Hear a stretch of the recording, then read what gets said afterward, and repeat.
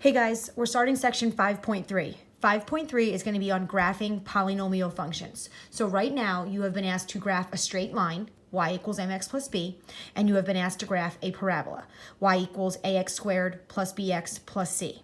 So those are your degree 1 and your degree 2 graphs. Now you're going to be graphing higher degree graphs, degree 3s, degree 4s, degree 5s, etc. So just know that the higher the degree, the more different the graph is going to look. All right, so let's just review. What is a polynomial? Polynomial is just a nice mathematical expression that is the sum of two or more terms.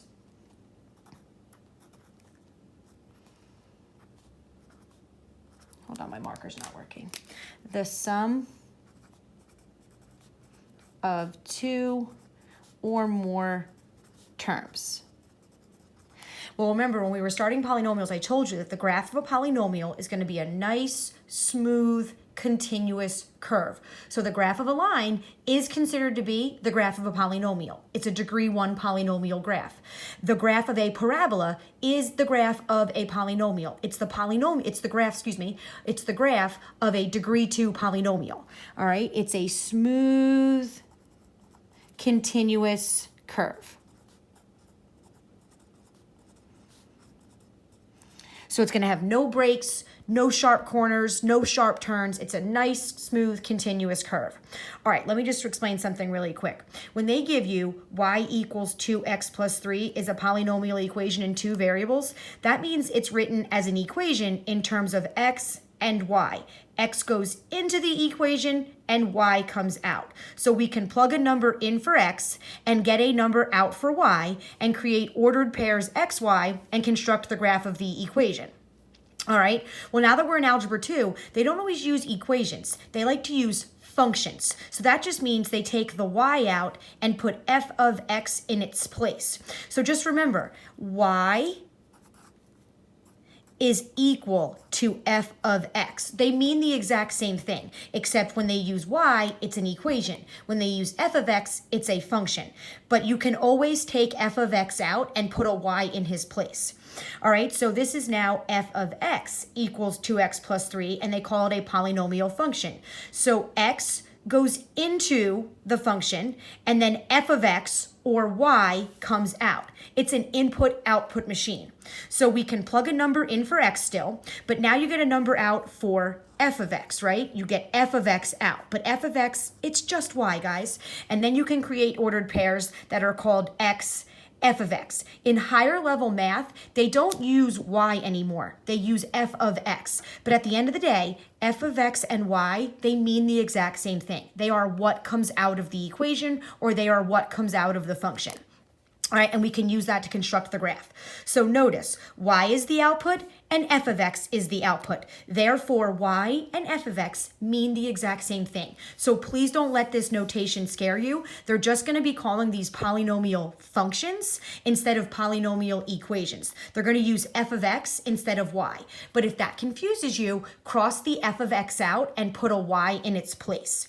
All right, so we need to talk about how we can describe these polynomials, because when we go to graph them, the degree of that polynomial plays a really important part. The leading coefficient plays a really, really important part. So there's vocab that you have to be aware of.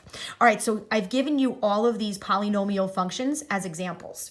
So if you look, this is the polynomial function f of x equals 2x plus 3. So the degree, just like always, is the exponent. Let's say it is the highest exponent on a variable. So in this case, what's the highest exponent on a variable? It's 1. So this is a degree 1 polynomial because there's a power of 1 assumed to be on that x. So we call these linear polynomials, just like we have been, right? These are your mx plus b's. Now they want the leading coefficient. I call that a lot of the times the LC. So if you see LC, I'm talking about the leading coefficient. The leading coefficient is the coefficient, the number in front of that term that had the variable with the highest exponent. So this 2 is called the leading coefficient because he's in front of the just x term. Okay, now the x-intercepts or zeros. Well, remember when I told you the degree of the equation tells you how many answers that equation should have? Well, it also tells you the number of x-intercepts. So a degree 1 polynomial will have at most one x-intercept or 1 zero. So that means the graph of a degree 1 polynomial can cross or touch the x-axis at most one time. All right, then turning points. Turning points, we talked about this before when we were starting polynomials. The number of turning points is always 1 less than the degree. So if it's a degree 1 polynomial, 1 less than 1 is 0. That means a degree 1 polynomial has 0 turning points. It's never going to turn around and change directions. So the easiest example to give you of a degree 1 polynomial is a straight line. A linear polynomial makes a straight line. And again, it never turns around and comes back the other way. Okay? We'll look at the next example. This is a polynomial function that has 1, 2, 3 terms, and the degree, well, the highest exponent on a variable is 2. So this is a degree 2 polynomial, and that's known as a quadratic polynomial. So again, we know them too. So the leading coefficient this time, well, the number in front of the term that had the highest variable and exponent is -2. So -2 is your leading coefficient. Now, most polynomial functions are written in descending order, so it goes from the highest exponent down to the lowest. So normally your leading coefficient should be that first number in the polynomial. However, if it's not written in the right order, then you can't rely on it being the first number. All right, so now x-intercepts. Well, how many x-intercepts or zeros should a degree 2 polynomial have? 2. At most 2. So that means his graph will cross the x-axis at most 2 times. All right, and then turning points should be 1 less than the degree. So a degree 2 polynomial's graph should turn 2 minus 1 one time. And the easiest example to give you of a degree 2 polynomial's graph is the parabola. So a parabola turns how many times? It's going in this direction, it turns once, and now it stays in that direction. So it has 1 turning point, 1 TP.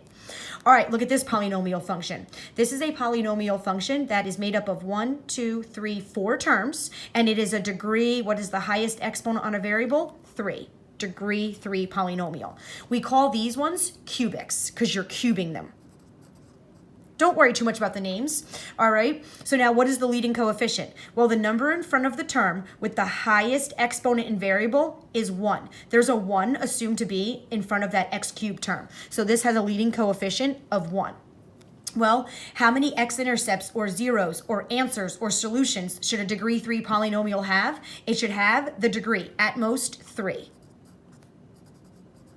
So that means that the graph of a degree 3 polynomial can cross the x-axis at most 3 times. All right, well, how many turning points should a degree 3 polynomial's graph have? Well, if it's degree 3, 1 less than that is 2. It should have 2 turning points, all right, or at most, I should say. So a very common picture of a degree 3 graph, it kind of looks like a snake almost. It's going to go, turn once, turn twice, and then stay in that direction. So now that's kind of like what a graph of a degree 3 polynomial can look like. All right, look at the next one. This is a polynomial function that has 1, 2, 3, 4, 5 terms, and it's degree 4. The highest exponent on this variable here is 4. That's a degree 4 polynomial. We call those ones quartics. All right, well, the leading coefficient, the number in front of the term, excuse me, that has the highest variable is -3. So -3 is the leading coefficient. And how many x-intercepts should it have? Well, if it's degree 4, then it should have at most 4 x-intercepts or 4 zeros or 4 solutions. Okay, well, how many turning points should a degree 4 graph have? Well, if it's degree 4, the number of turning points is 1 less than that. So it should have at most 3 turning points. Now, a common way for a degree 4 graph to look, we kind of call these your M's and W's. It kind of looks like an M, like it'll go, turn once, turn twice, turn a third time, and then stay. So that's kind of like an M. Or it might go down, turn once, turn twice, and turn a third time. And now that kind of looks like your W. So we call those M's and W's. And again, these are just rough sketches. They don't all look exactly like this. All right, and then the last one. What about a degree 5 polynomial? Well, look at this polynomial function. It's a polynomial function made up of 1, 2, 3 terms, and its degree, well, the highest exponent on this variable right here in the whole polynomial is 5. We call those ones quintics. Don't worry about the names. All right, well, what's the leading coefficient now? Well, again, the leading coefficient is the number in front of the term that had the highest variable and exponent. So the leading coefficient is assumed to be 1. All right, well, how many zeros or x-intercepts should a degree 5 polynomial function have? It should have, at most, 5 x-intercepts, or 5 zeros. So that means his graph could at most touch the x-axis 5 times. All right, well, the turning points is 1 less than the degree. So 5 minus 1 is 4. So that means a degree 5 polynomial could turn at most 4 times. So just an idea, it might go like this. Turn once, turn twice, turn a third time, times a fourth time, and then it has to stay. Okay, so that's page 1. I'll be back with page 2.